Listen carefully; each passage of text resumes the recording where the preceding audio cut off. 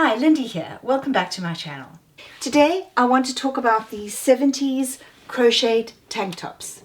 Now if you were around in the 70s you may remember these bright, colourful, funky looking tops. Everybody had a different pattern, and I think the best word to describe these crochet tank tops is groovy, because that was the 70s era. There's been a bit of a revival lately and you'll see a lot of them around in creams and pinks and whites. The colours are endless, the styles are phenomenal. My name is Lindy and thank you for watching my channel. Today I want to show you how I crocheted this tank top. I don't think we need to go into major detail about each pattern. I'll show you the granny squares and I'll show you how I stitched it together. But what I really want to impart to you is how I just from a couple of designs embellished it into something individual, and how I started from just these 9 squares to develop the pattern. And as you can see, the front I've done in the burgundy colors, and in the back I've dominated it with greens. Now it's also reversible, so you could wear this at the front. In the 70s, these were worn with shirts. The shirts in those days had long pointed collars, which I couldn't find. So in the winter, you can wear all sorts of things underneath them. You can wear polo necks, shirts, t-shirts. There's a whole variety of things you can wear under them. And when it gets a little bit warmer, you can actually wear them on their own. But having been born around the 70s, I prefer to wear something underneath. So I began by sewing these 9 squares together, which ironically I got from the thrift store I've mentioned to you before. So these 9 squares have been made by somebody else, and they'd left all the wool in this container. So I was fortunate enough to find that. I was then able to copy using the same wools to make these shoulder straps. And then at the back, I created my own large square, which is the same size as the 9 small squares, and I incorporated it into this pattern. I've mentioned this mannequin to you before. It really was a huge help because I was able to pin these different items on and to make sure that it's going to fit me and that it's the right pattern. Instead of drawing it on a piece of paper, I like to do it on the actual garment, on the mannequin in 3D. And what's so great about crocheting is that if you make a mistake, you can just pull it out and start again. The front panels are identical, as are these 2 side panels. So the welt is just done in my own single and double crochet. I just used whatever yarn I had available, and I made the pattern up as I went along. And you can see here I made 4 and 4 granny squares shoulder straps, which are the same fabric and the same sizes as the ones I was fortunate enough to purchase. I sewed the 9 squares together and then made the same size square for the back. I divided the colors into 2 groups and proceeded to make the front and the back, which because of the simple shape can be worn either way. It was easy to use my mannequin to design and plan the rest of the tank top by measuring the design sizes. I made a sample piece of 10 stitches by 10 rows. This way you can work out your tension and how many stitches you need to make the welt. From the sample piece I was able to work out that I needed to cast on 64 stitches to make the full welt for the front and the back. I then copied the granny squares, making them into shoulder straps. Start the granny square by twisting the yarn around your pinky finger about 3 times. Make 2 chain stitches, and then we're going to make 2 more double crochet stitches with a chain stitch at the end. We're going to complete this pattern of 3 double crochets with 1 chain stitch until we have 12 stitches in the circle.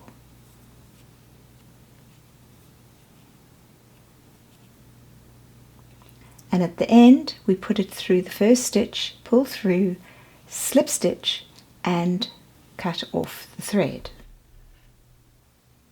To begin the second round we can go into any of the spaces, start a new color, go through, pull it and secure the yarn. And we're going to repeat the pattern by doing 2 chain stitches and then 2 more double crochets, This is the second half of the first corner. After the third double crochet, we will do 1 chain stitch,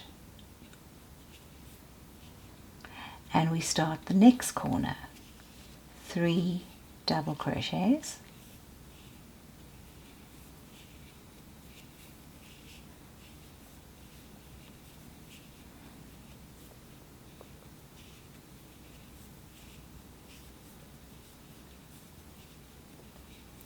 and a chain stitch between them, and there we have the completed corners.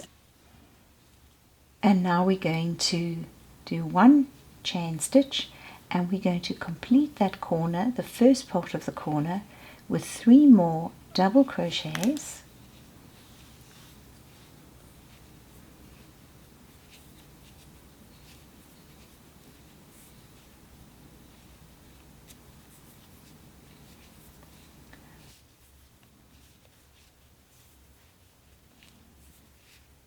we do 1 chain into the first stitch, and we pull through and a slip stitch, and here we have the completed second round.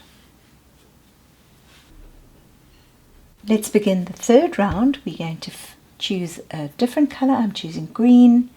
We're going to do exactly the same where we pull through and secure the yarn, and now we're starting in the center, so this is not a corner, and I'm doing 2 chain stitches and then 2 more double crochets. So we have 3 double crochets between the 2 corners, and then we do 1 chain stitch and we begin the corner. 3 double crochets, a chain stitch, and 3 more double crochets.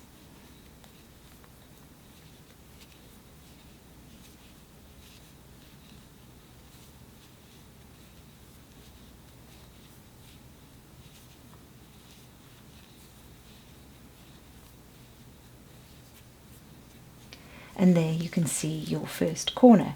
So we're going to continue in this third round as with the previous pattern.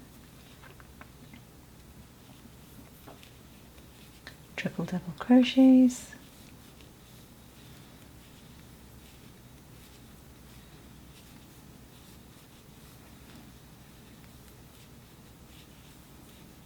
and a chain stitch. So we now have the last corner to complete. So we begin by doing 1 chain stitch. We go into the corner, 3 double crochets,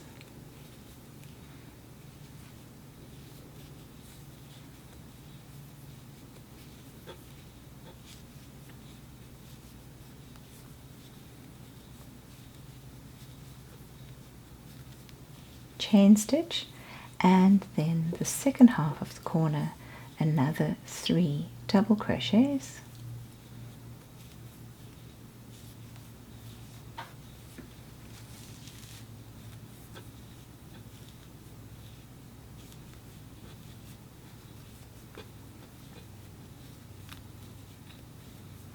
and the last chain stitch, and we go into the first stitch and we just do a slip stitch.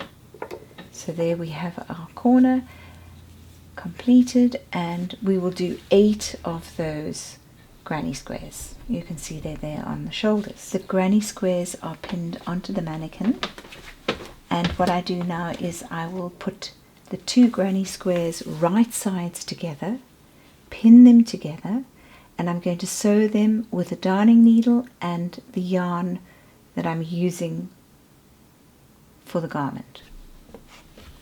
Here is the welt of the green side, just to show you how I'm using double crochet and single crochet, a couple of spaces, and just a variation on patterns.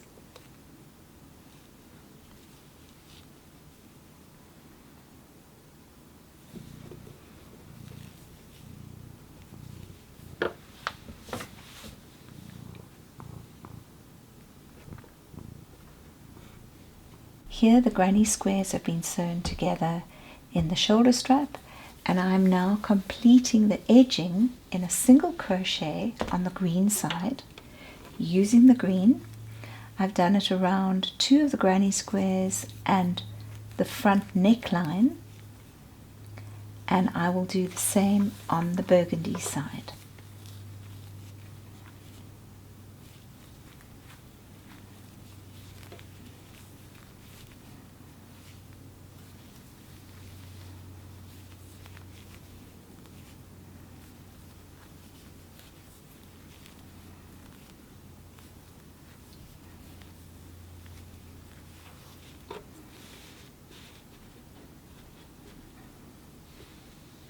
And here is the completed green side neckline.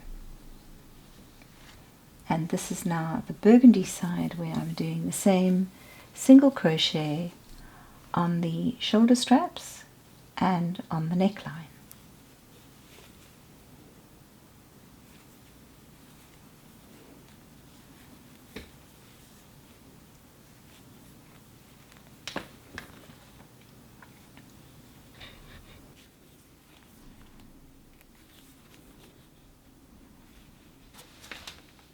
And here is the completed burgundy neckline. I'm just taking measurements to see how wide we need to make the panel on the front and on the back. Here are the completed panels for the burgundy,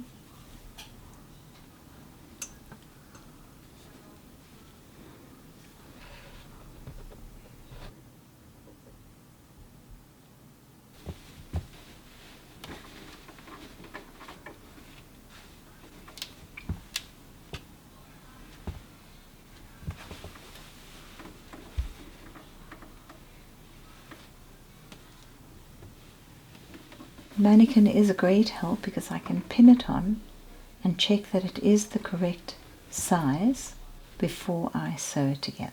And here I have the panels right side against right side of the front piece of the garment, and I just sew on the wrong side, picking up a stitch from each side.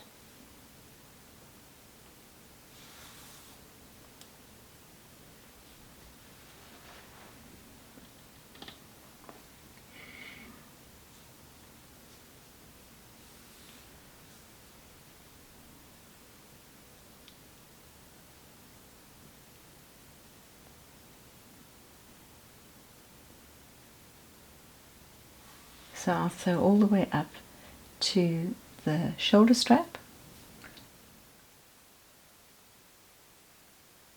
and then I'm going to use the same burgundy color of the neckline to do a single crochet around it. And I repeat the same with the green side.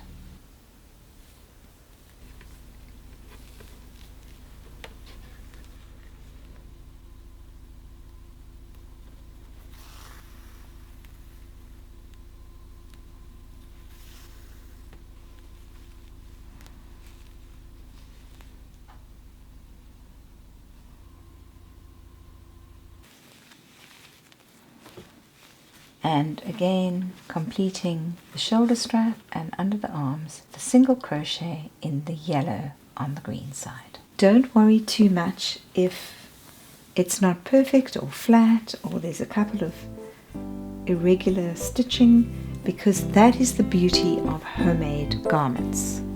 They are not perfect, they're not machine made, and that's why homemade are so valued.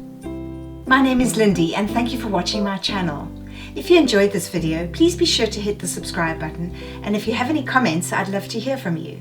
Take care and bye.